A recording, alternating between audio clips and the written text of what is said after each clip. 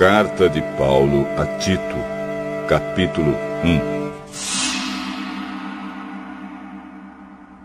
Eu, Paulo, servo de Deus e apóstolo de Jesus Cristo, escrevo esta carta.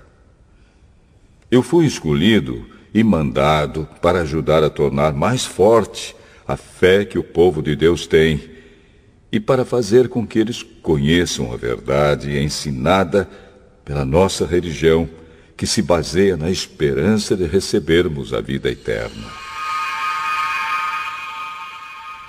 Deus, que não mente, nos prometeu essa vida antes da criação do mundo.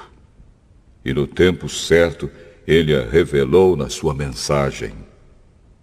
Essa mensagem foi entregue a mim, e eu a anuncio por ordem de Deus, o nosso Salvador. Escrevo a você, Tito, meu verdadeiro filho na fé, esta fé que é sua e minha. Que a graça e a paz de Deus, o Pai, e de Cristo Jesus, o nosso Salvador, estejam com você. Eu o deixei na ilha de Creta para que você pusesse em ordem o que ainda faltava fazer e para nomear em cada cidade os presbíteros das igrejas. Lembre das minhas ordens. O presbítero deve ser um homem que ninguém possa culpar de nada. Deve ter somente uma esposa. Os seus filhos devem ser cristãos e não ter fama de maus ou desobedientes. Pois aquele que tem a responsabilidade do trabalho de Deus, como bispo, deve ser um homem que não possa ser culpado de nada. Não deve ser orgulhoso, nem ter mau gênio. Não deve ser chegado ao vinho, nem violento, nem ganancioso.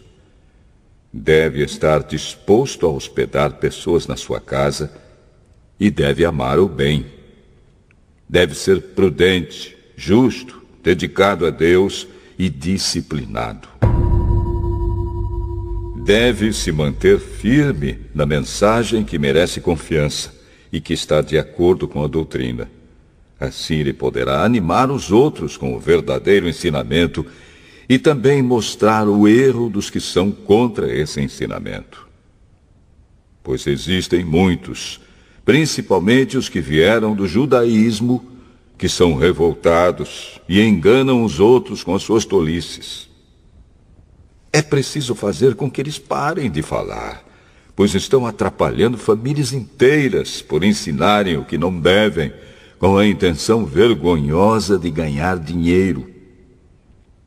Foi justamente um deles, um profeta da ilha de Creta, quem disse: os cretenses só dizem mentiras. São como animais selvagens. São uns preguiçosos que só pensam em comida. E ele tinha razão quando disse isso. Portanto, você tem de repreender duramente esses falsos mestres para que sejam sadios na fé e parem de dar atenção a histórias inventadas por judeus e a ensinamentos humanos que vêm de pessoas que rejeitam a verdade. Tudo é puro para os que são puros, mas nada é puro para os impuros e descrentes, pois a mente e a consciência deles estão sujas. Eles dizem que conhecem a Deus, mas o que eles fazem mostra que isso não é verdade. Estão cheios de ódio, são rebeldes e não são capazes de fazer nenhuma coisa boa.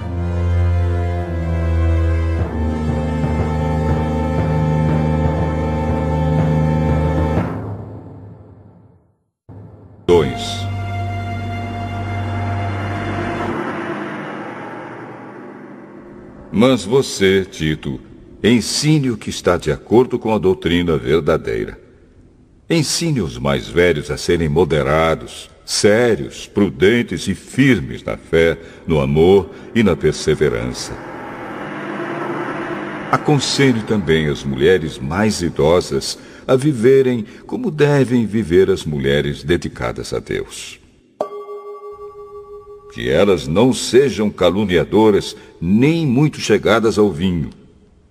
Que elas ensinem o que é bom, para que as mulheres mais jovens aprendam a amar o marido e os filhos, e a ser prudentes, puras, boas donas de casa e obedientes ao marido, a fim de que ninguém fale mal da mensagem de Deus. Aconselhe também os homens mais jovens a serem prudentes. Você mesmo deve ser, em tudo, um exemplo de boa conduta. Seja sincero e sério quando estiver ensinando. Use palavras certas, para que ninguém possa criticá-lo e para que os inimigos fiquem envergonhados por não terem nada de mal a dizer a nosso respeito. Que os escravos obedeçam aos seus donos e os agradem em tudo. Que não sejam respondões, nem roubem os seus donos.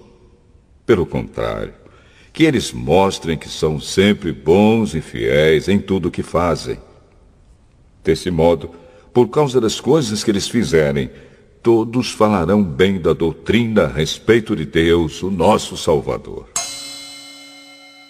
Pois Deus revelou a sua graça para dar a salvação a todos. Essa graça nos ensina a abandonarmos a descrença e as paixões mundanas e a vivermos neste mundo uma vida prudente, correta e dedicada a Deus, enquanto ficamos esperando o dia feliz em que aparecerá a glória do nosso grande Deus e Salvador Jesus Cristo. Foi Ele quem se deu a si mesmo por nós, a fim de nos livrar de toda maldade e de nos purificar, fazendo de nós um povo que pertence somente a Ele e que se dedica a fazer o bem. Ensine essas coisas e use toda a sua autoridade para animar e também para repreender os seus ouvintes. E que ninguém despreze você.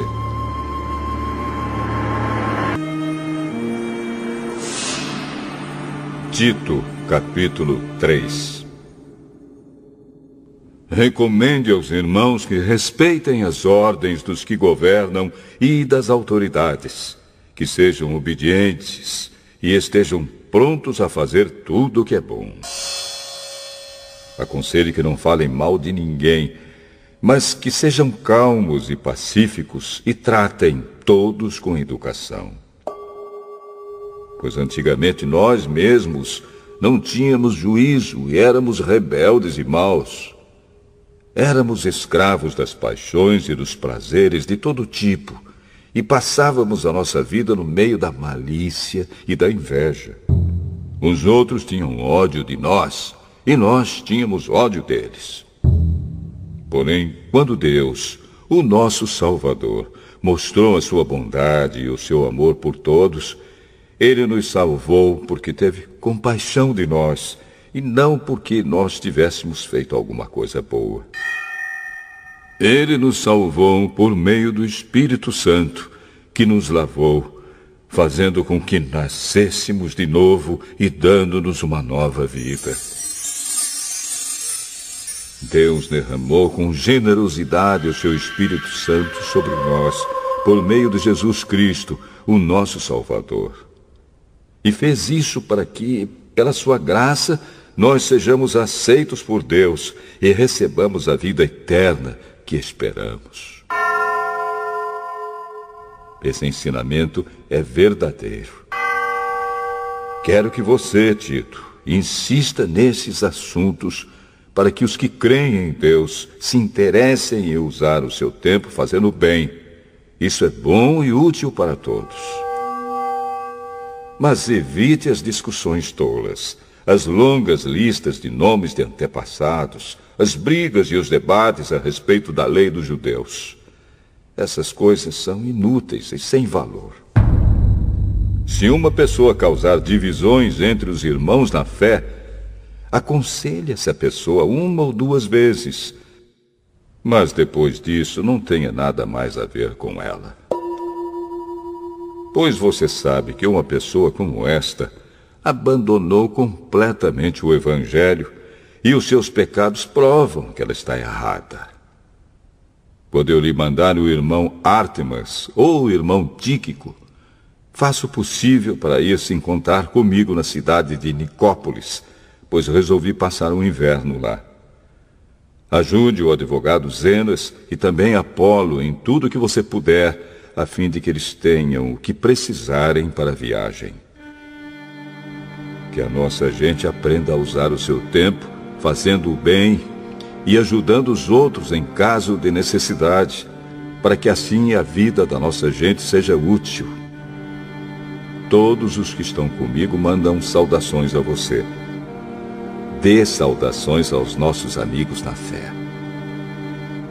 Que a graça de Deus esteja com todos vocês.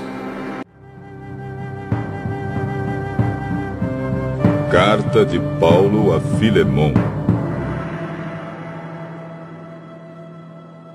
Eu, Paulo, prisioneiro por causa de Cristo Jesus, junto com o irmão Timóteo, escrevo a você, Filemon, nosso amigo e companheiro de trabalho, e à igreja que se reúne na sua casa. Esta carta vai também para nossa irmã Áfia e para Arquipo, nosso companheiro de lutas. Que a graça e a paz de Deus, o nosso Pai, e do Senhor Jesus Cristo estejam com vocês.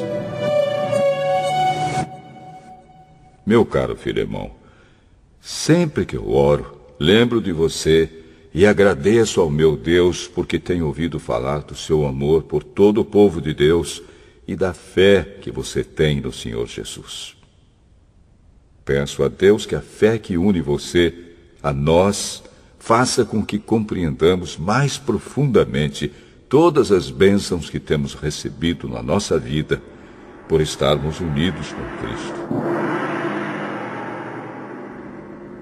Meu caro irmão, o seu amor tem me dado grande alegria e muita coragem, pois você tem animado o coração de todo o povo de Deus. Por isso, como seu irmão em Cristo, eu sei que tenho o direito de exigir o que você deve fazer. Mas o amor que tenho por você me obriga a lhe fazer apenas um pedido. E faço isso, embora eu seja Paulo, o representante de Cristo Jesus, e agora também prisioneiro por causa dele. Portanto, eu lhe faço um pedido em favor de Onésimo, que é meu filho por estarmos unidos com Cristo, pois, enquanto eu estava na cadeia, tornei-me o pai espiritual dele. Antes ele era inútil para você, mas agora é útil para você e para mim. Eu estou mandando Onésimo de volta para você, e com ele vai o meu coração. Gostaria de obrigá-lo a ficar aqui comigo enquanto estou nesta cadeia por causa do Evangelho, a fim de que ele me ajudasse em lugar de você. Porém, não vou fazer nada sem a aprovação de você, para que o favor que eu lhe estou pedindo não seja feito por obrigação, mas por sua livre vontade. Pode ser que Onésimo tenha sido afastado de você por algum tempo, a fim de que você o tenha de volta para sempre. Pois agora ele não é mais um escravo, porém muito mais do que isso. É um querido irmão em Cristo. De fato, para mim, ele é muito querido. E para você agora, ele é mais querido ainda, não só como escravo, mas também como irmão no Senhor. Por isso, se você me considera seu companheiro de trabalho, receba Onésimo de volta como se estivesse recebendo a mim mesmo. Se ele deu algum prejuízo a você, ou lhe deve alguma coisa, ponha isso na minha conta. Aqui, com a minha própria mão, escrevo isto. Eu, Paulo, pagarei tudo. É claro que não preciso fazer com que você lembre que me deve a sua própria vida. Portanto, meu irmão, me faça esse favor por causa do Senhor. Anime o meu coração como irmão em Cristo. Ao escrever isso, estou certo de que você vai fazer o que lhe estou pedindo, e sei até que você fará ainda mais. Peço também que prepare um quarto para mim, pois espero que Deus responda às orações de todos vocês e me deixe ir outra vez até aí. Epáfras, o irmão que está na cadeia comigo por causa de Cristo Jesus, envia saudações a você. E Marcos, Aristarco, Demas e Lucas, meus companheiros de trabalho, também enviam saudações. Que a graça do Senhor Jesus Cristo esteja com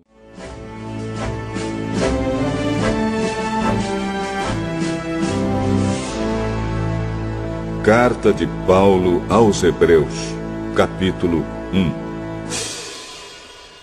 Antigamente, por meio dos profetas, Deus falou muitas vezes e de muitas maneiras aos nossos antepassados. Mas nestes últimos tempos, Ele nos falou por meio do seu Filho. Foi Ele quem Deus escolheu para possuir todas as coisas, e foi por meio dele que Deus criou o universo. O Filho brilha com o brilho da glória de Deus e é a perfeita semelhança do próprio Deus. Ele sustenta o universo com a sua palavra poderosa. E depois de ter purificado os seres humanos dos seus pecados, sentou-se no céu, do lado direito de Deus, o Todo-Poderoso. Assim Deus fez com que o Filho fosse superior aos anjos e lhe deu um nome que é superior ao nome deles. Pois Deus nunca disse a nenhum dos seus anjos: "Você é o meu filho, hoje eu me tornei o seu pai."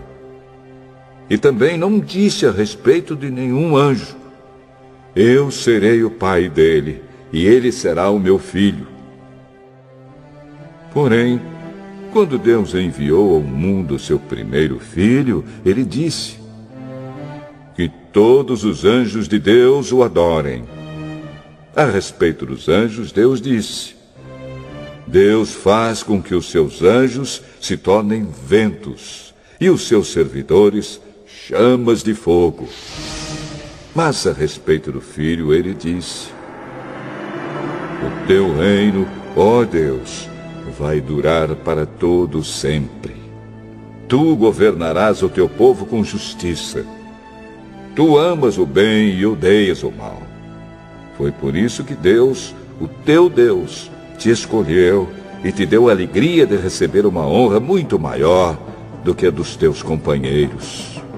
E as Escrituras também dizem: "Tu, Senhor, no começo criaste a terra, e com as tuas próprias mãos fizeste os céus. A terra e o céu vão acabar, mas tu viverás para sempre. Eles ficarão velhos como roupa.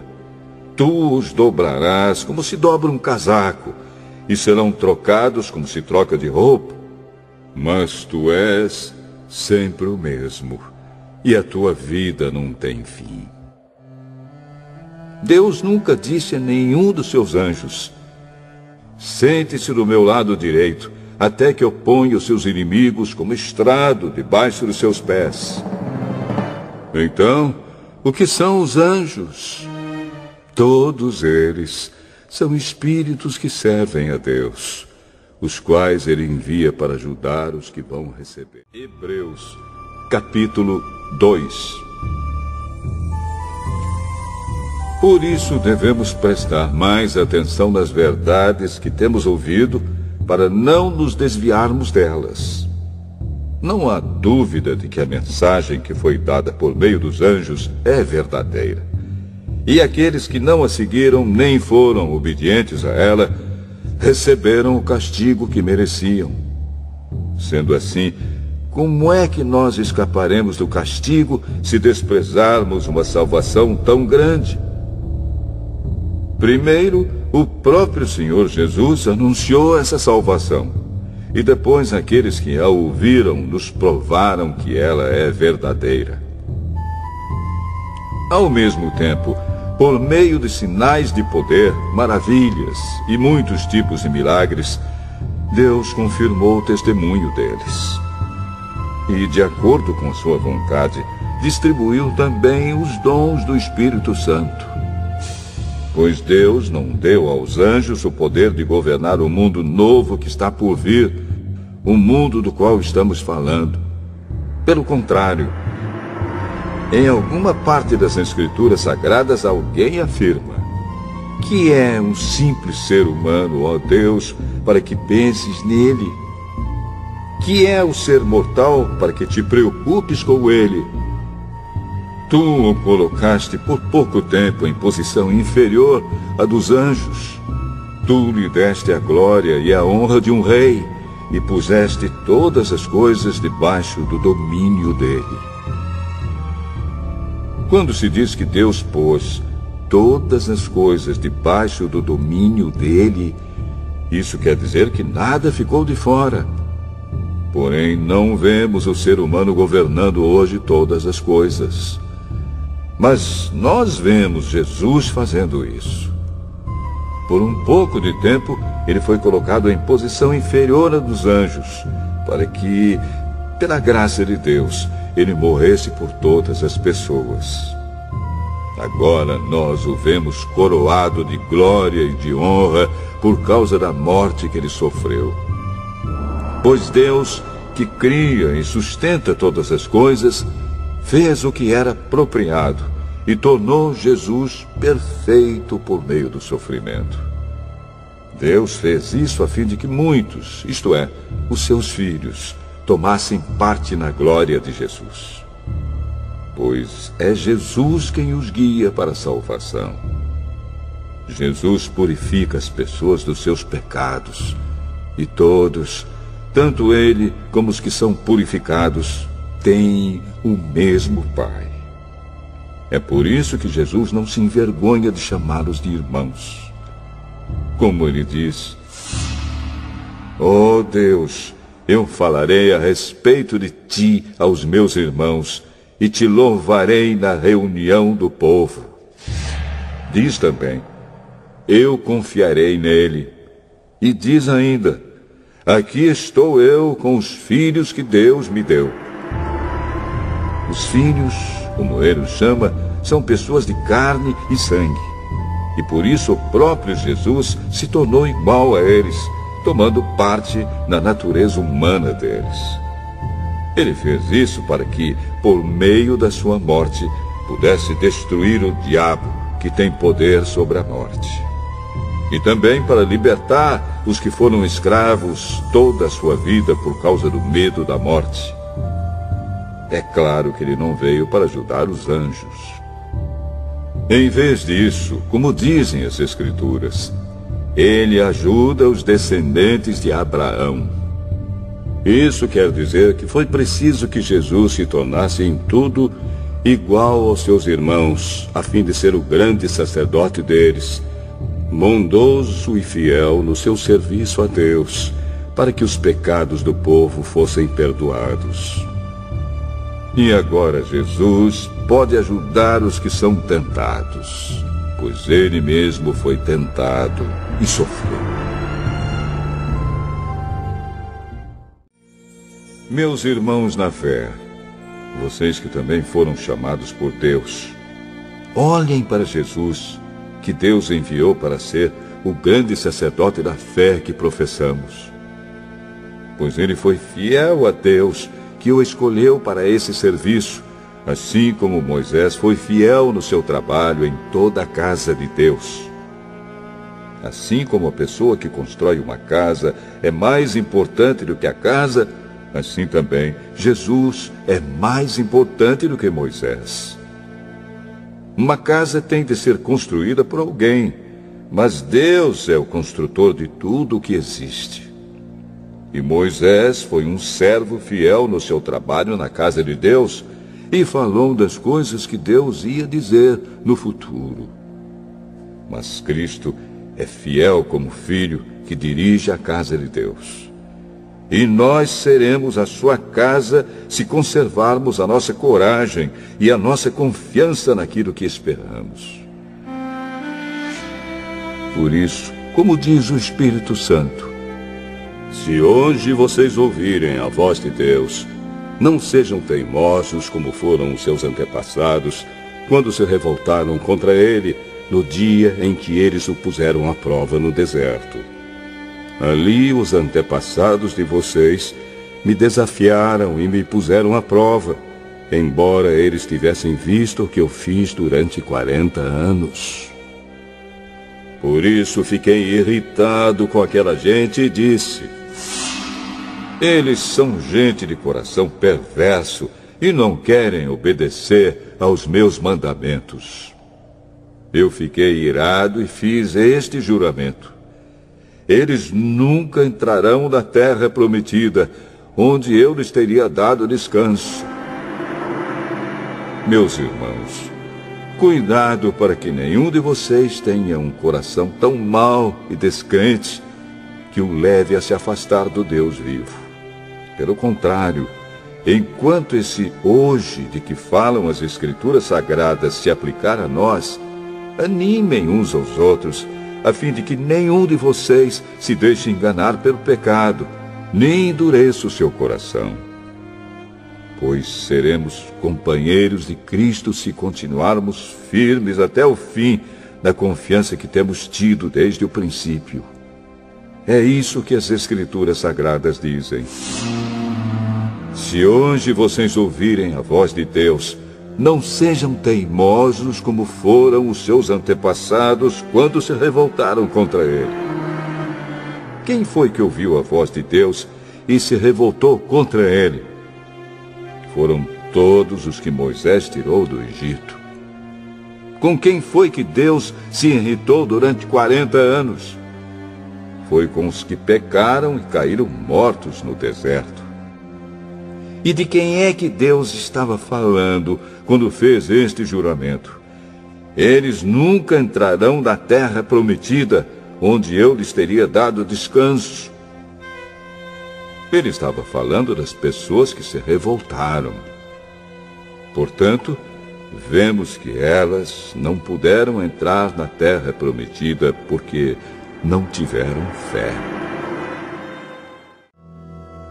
Hebreus Capítulo 4. Deus nos deixou a promessa de que podemos receber o descanso de que Ele falou.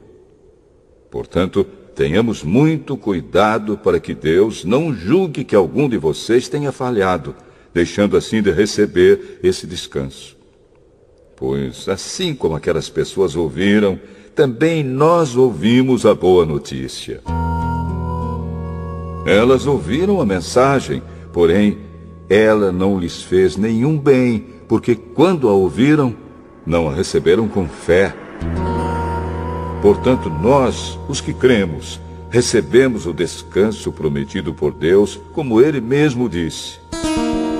Eu fiquei irado e fiz este juramento: eles nunca entrarão na terra prometida, onde eu lhes teria dado descanso. Ele disse isso, embora o seu trabalho já estivesse terminado, desde o tempo em que havia criado o mundo. Pois a respeito do sétimo dia está escrito o seguinte em alguma parte das Escrituras Sagradas: no sétimo dia Deus descansou de todo o trabalho que ele havia feito. E o mesmo assunto é repetido: eles nunca entrarão na terra prometida, onde eu lhes teria dado descanso. Aqueles que foram os primeiros a ouvir a boa notícia não tiveram fé e por isso não receberam esse descanso. Portanto, há outros que vão recebê-lo. A prova disso é que Deus marca outro dia chamado hoje. Ele falou disso muitos anos depois, por meio de Davi, no trecho das Escrituras já citado. Se hoje vocês ouvirem a voz de Deus, não sejam teimosos. Se Josué tivesse dado ao povo esse descanso, Deus não teria falado mais tarde a respeito de outro dia. Assim, ainda fica para o povo de Deus um descanso, como o descanso de Deus no 7º dia. Porque quem receber o descanso que Deus prometeu, vai descansar de todos os seus trabalhos, assim como Deus descansou dos trabalhos dele. Portanto, façamos tudo para receber esse descanso. E assim nenhum de nós deixará de recebê-lo, como aconteceu com aquelas pessoas por terem se revoltado. Pois a palavra de Deus é viva e poderosa, e corta mais do que qualquer espada afiada dos 2 lados. Ela vai até o lugar mais fundo da alma e do espírito, vai até o íntimo das pessoas e julga os desejos e pensamentos do coração delas. Não há nada que se possa esconder de Deus. Em toda a criação, tudo está descoberto e aberto diante dos seus olhos, e é a Ele que todos nós teremos de prestar contas. Portanto, fiquemos firmes na fé que anunciamos, pois temos um grande sacerdote poderoso, Jesus, o Filho de Deus, o qual entrou na própria presença de Deus. O nosso grande sacerdote não é como aqueles que não são capazes de compreender as nossas fraquezas. Pelo contrário, temos um grande sacerdote que foi tentado do mesmo modo que nós, mas não pecou. Por isso, tenhamos confiança e cheguemos perto do trono divino onde está a graça de Deus. Ali receberemos misericórdia e encontraremos graça sempre que precisarmos de ajuda.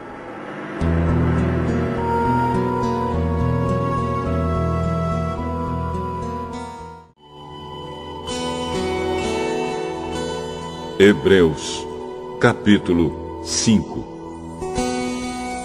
Cada grande sacerdote é escolhido entre os homens e nomeado para servir a Deus em favor do povo, apresentando a Deus ofertas e sacrifícios pelos pecados.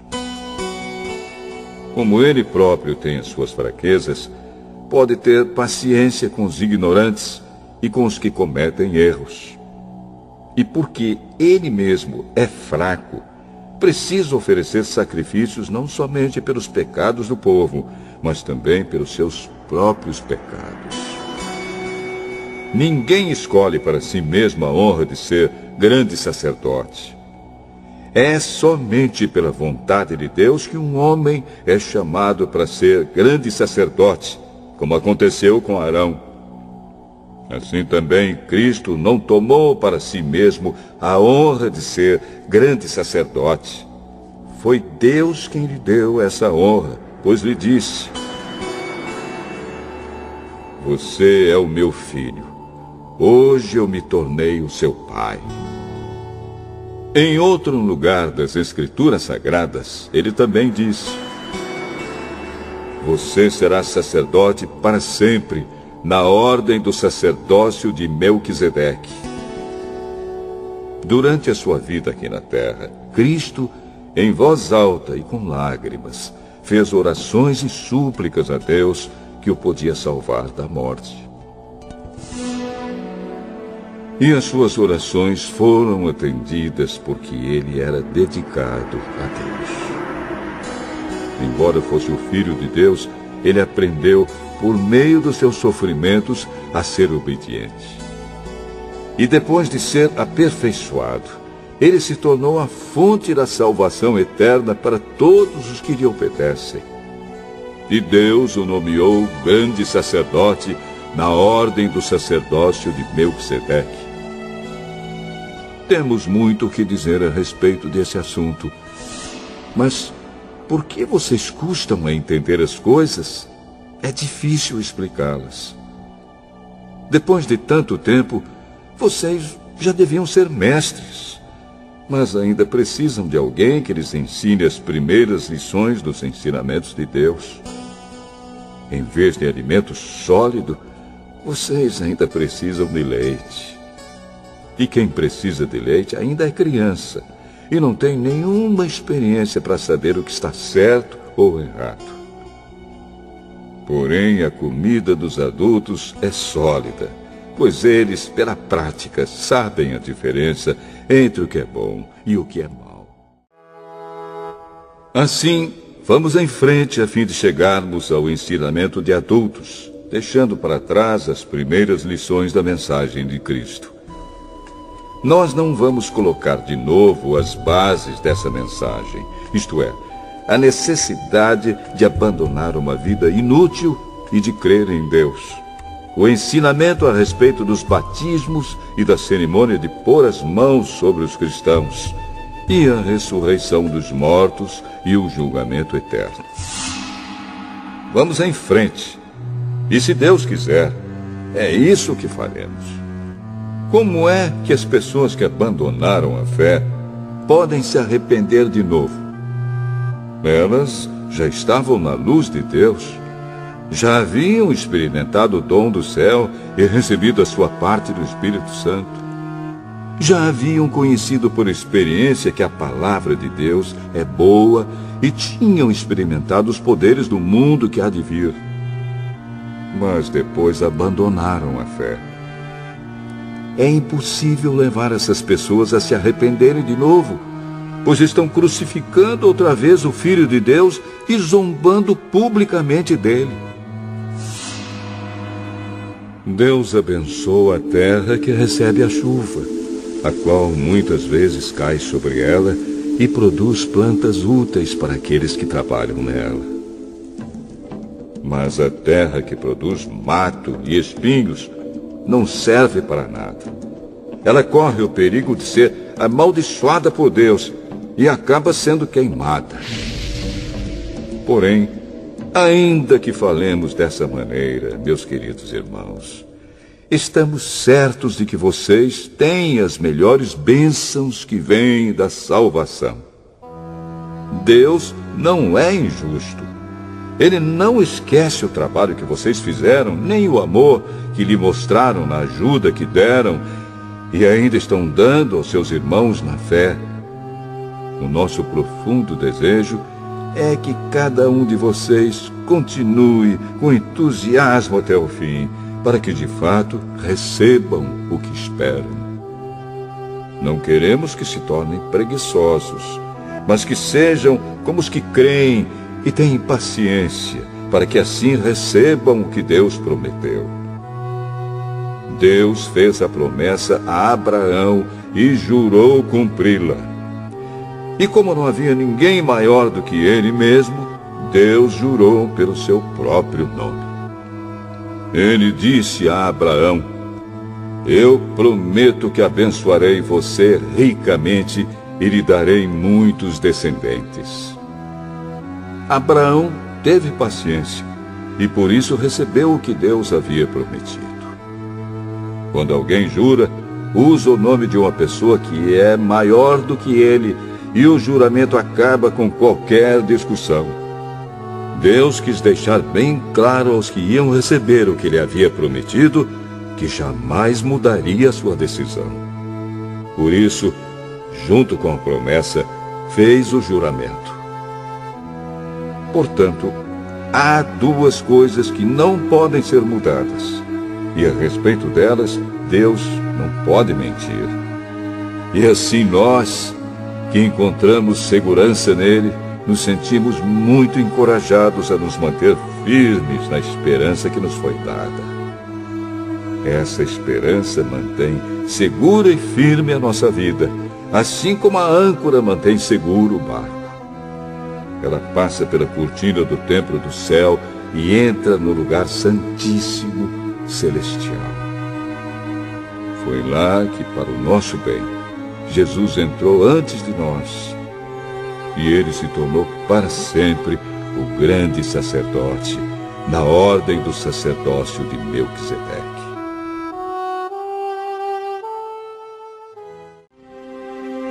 Esse Melquisedeque era rei da cidade de Salém e sacerdote do Deus Altíssimo. Quando Abraão estava voltando da batalha em que matou os reis, Melquisedeque foi ao encontro dele e o abençoou. Abraão lhe deu a 10ª parte de tudo que ele havia tomado dos inimigos na batalha. O nome de Melquisedeque quer dizer, primeiramente, Rei da Justiça. E porque ele era rei de Salém, o seu nome também quer dizer Rei da Paz. Não se conhece o pai, nem a mãe, nem qualquer antepassado de Melquisedeque. E também não se sabe nada sobre o seu nascimento ou sobre a sua morte. Por ser como filho de Deus, ele continua sacerdote para sempre. Vejam como Melquisedeque era grande. Abraão, o patriarca, lhe deu a 10ª parte de tudo que havia tomado dos inimigos na batalha. Conforme a lei de Moisés, os sacerdotes, que são descendentes de Levi, têm a obrigação de receber do povo a 10ª parte de tudo. Eles recebem dos seus próprios patrícios, embora estes também sejam descendentes de Abraão. Melquisedeque não era descendente de Levi, mas recebeu a 10ª parte daquilo que Abraão havia tomado na batalha e o abençoou. Sim, abençoou o próprio Abraão, que havia recebido as promessas de Deus. Não há dúvida de que aquele que abençoa é mais importante do que aquele que é abençoado. No caso dos sacerdotes, a 10ª parte é recebida por homens que um dia vão morrer. Mas, no caso de Melquisedeque, como dizem as Escrituras Sagradas, a 10ª parte foi recebida por alguém que continua vivo. Portanto, quando Abraão pagou a 10ª parte, Levi, cujos descendentes recebem a 10ª parte, também pagou. Pois Levi não tinha nascido, e por assim dizer, ainda estava no corpo do seu antepassado Abraão, quando este se encontrou com Melquisedeque. A lei que o povo de Israel recebeu se baseava no sacerdócio dos levitas. Ora, se o trabalho dos sacerdotes levitas tivesse sido perfeito, não haveria necessidade de aparecer outro tipo de sacerdote da ordem do sacerdócio de Melquisedeque e não da ordem de Arão. Pois quando se muda o sacerdócio, a lei também precisa ser mudada. E o nosso Senhor Jesus, a respeito de quem são ditas essas coisas, pertencia a outra tribo. E nenhum membro dessa tribo jamais serviu como sacerdote. É sabido que, por nascimento, Jesus, o nosso Senhor, pertencia à tribo de Judá. E Moisés não disse nada dessa tribo quando falou a respeito de sacerdotes. E tudo isso se torna bem mais claro, pois surgiu um sacerdote diferente, parecido com Melquisedeque. Ele não foi feito sacerdote pelas leis ou regras humanas, porém se tornou sacerdote por meio do poder de uma vida que não tem fim. Porque as Escrituras Sagradas dizem: você será sacerdote para sempre, na ordem do sacerdócio de Melquisedeque. Assim a regra antiga foi anulada, porque era fraca e inútil. Pois a lei não podia aperfeiçoar nada. Mas agora, Deus nos deu uma esperança melhor, por meio da qual chegamos perto dele. Além disso, há o juramento de Deus.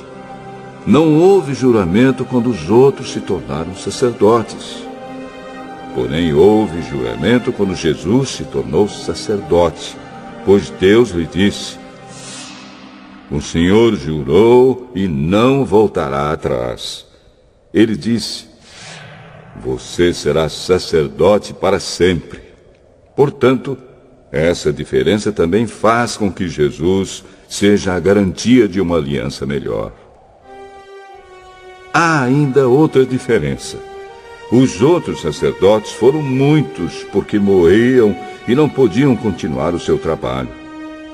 Mas Jesus vive para sempre, e o seu sacerdócio não passa para ninguém. E por isso ele pode, hoje e sempre, salvar as pessoas que vão a Deus por meio dele, porque Jesus vive para sempre, a fim de pedir a Deus em favor delas. Por isso Jesus é o grande sacerdote de que necessitamos. Ele é perfeito e não tem nenhum pecado ou falha. Ele foi separado dos pecadores e elevado acima dos céus. Ele não é como os outros grandes sacerdotes. Não precisa oferecer sacrifícios todos os dias, primeiro pelos seus próprios pecados e depois pelos pecados do povo. Ele ofereceu um sacrifício uma vez por todas, quando se ofereceu a si mesmo. A lei de Moisés escolheu homens que são imperfeitos para serem grandes sacerdotes. Mas, pela promessa feita com juramento, a qual veio depois da lei de Moisés, Deus escolhe o Filho que se tornou perfeito para sempre.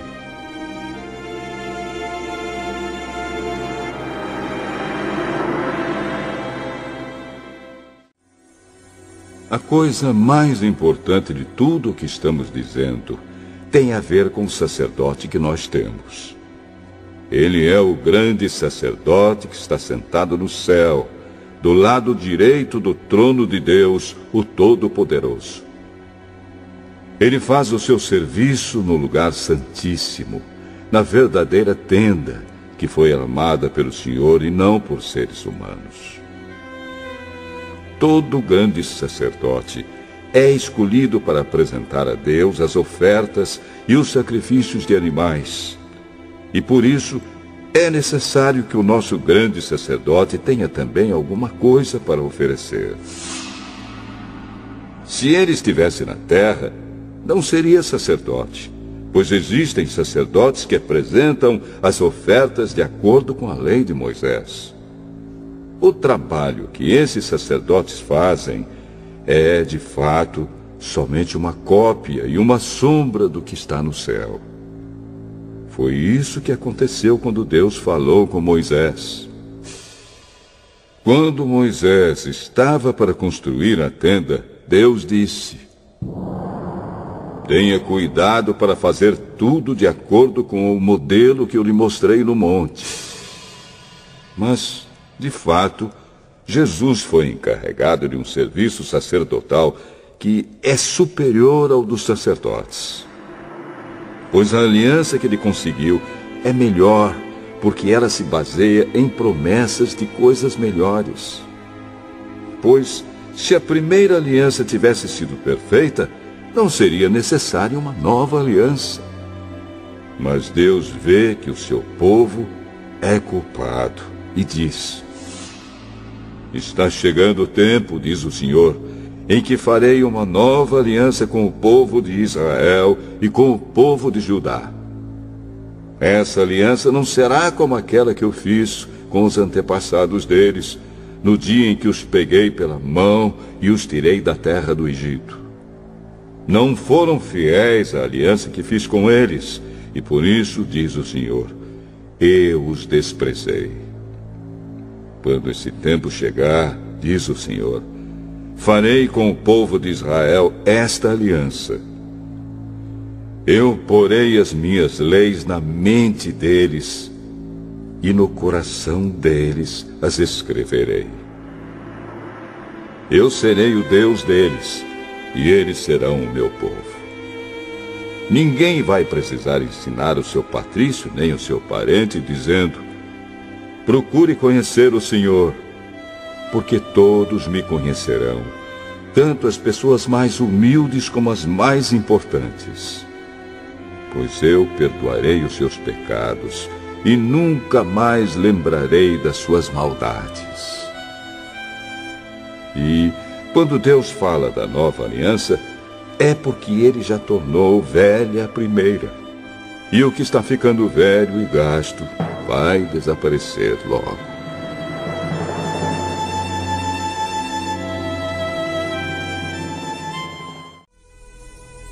Hebreus, capítulo 9. A primeira aliança tinha leis sobre a adoração e tinha também um santuário construído por seres humanos onde se adorava a Deus. Foi armada uma tenda dividida em duas partes. Na parte da frente, chamada Lugar Santo, ficavam o candelabro e a mesa com os pães oferecidos a Deus. Atrás da segunda cortina ficava a parte que era chamada de Lugar Santíssimo. Ali estava colocado o altar de ouro, onde era queimado o incenso, e também estava colocada a Arca da Aliança, toda coberta de ouro. Dentro da arca estavam a vasilha de ouro com o maná, o bastão de Arão, do qual tinham saído brotos, e as duas placas de pedra com os mandamentos escritos nelas. Em cima da arca, representando a presença divina, estavam os querubins, com as suas asas abertas sobre o lugar onde os pecados eram perdoados. Mas agora não é o momento de explicar os detalhes dessas coisas. Depois de tudo isso ter sido preparado, os sacerdotes entram todos os dias na parte da frente da tenda, que é o lugar santo, para cumprir os seus deveres religiosos. Mas somente o grande sacerdote entra na parte de trás, que é o lugar santíssimo, e isso apenas uma vez por ano. Ele oferece a Deus o sangue de animais em favor de si mesmo e também pelos pecados que o povo cometeu sem saber que estava pecando. Por meio disso tudo, o Espírito Santo nos ensina de modo bem claro que a entrada para o lugar santíssimo ainda não foi aberta enquanto a parte da frente, que é o lugar santo, continuar sendo usada. Isso é um símbolo para hoje. Quer dizer que as ofertas e os sacrifícios de animais oferecidos a Deus não tornam perfeito o coração das pessoas que o adoram. Essas ofertas e sacrifícios têm a ver somente com comida, com bebida e com várias cerimônias de purificação. São regras externas que têm valor somente até que Deus renove todas as coisas. Mas Cristo veio como o grande sacerdote das coisas boas que já estão aqui. A tenda em que ele serve é melhor e mais perfeita e não foi construída por seres humanos, isto é, não é deste mundo. Quando Cristo veio e entrou uma vez por todas no lugar santíssimo, ele não levou consigo sangue de bodes ou de bezerros para oferecer como sacrifício. Pelo contrário, ele ofereceu o seu próprio sangue e conseguiu para nós a salvação eterna. O sangue de bodes e de touros e as cinzas da bezerra queimada são espalhados sobre as pessoas impuras e elas ficam purificadas por fora. Se isso é assim, imagine então quanto maior ainda é o poder do sangue de Cristo. Por meio do Espírito Eterno, ele se ofereceu a si mesmo a Deus como sacrifício sem defeito. E o seu sangue nos purifica por dentro, tirando as nossas culpas. Assim podemos servir ao Deus vivo, pois já não praticamos cerimônias que não valem nada. Portanto, é Cristo quem consegue fazer uma nova aliança, para que os que foram chamados por Deus possam receber as bênçãos eternas que o próprio Deus prometeu. Isso pode ser feito porque houve uma morte que livrou as pessoas dos pecados que praticaram enquanto a primeira aliança estava em vigor. Onde há um testamento, é necessário provar que a pessoa que o fez já morreu. pois o testamento não vale nada enquanto estiver vivo quem o fez. Só depois da morte dessa pessoa é que o testamento tem valor.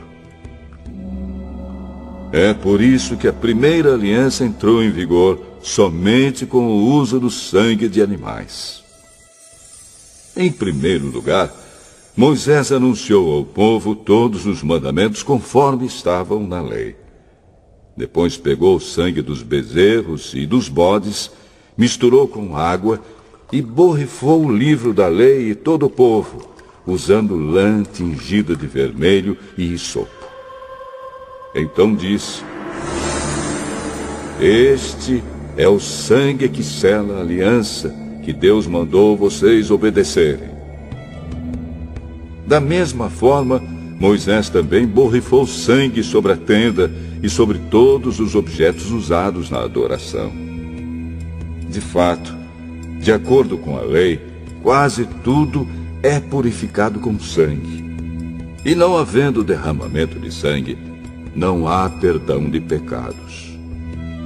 Essas coisas, que eram cópias das realidades celestiais, deviam ser purificadas desse modo. Mas as próprias coisas celestiais exigem sacrifícios bem melhores. Cristo não entrou num lugar santo feito por seres humanos, que é a cópia do verdadeiro lugar.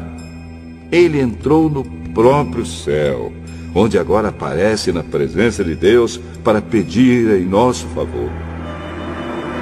O grande sacerdote entra todos os anos no lugar santíssimo, levando consigo o sangue de um animal. Porém, Cristo não entrou para se oferecer muitas vezes.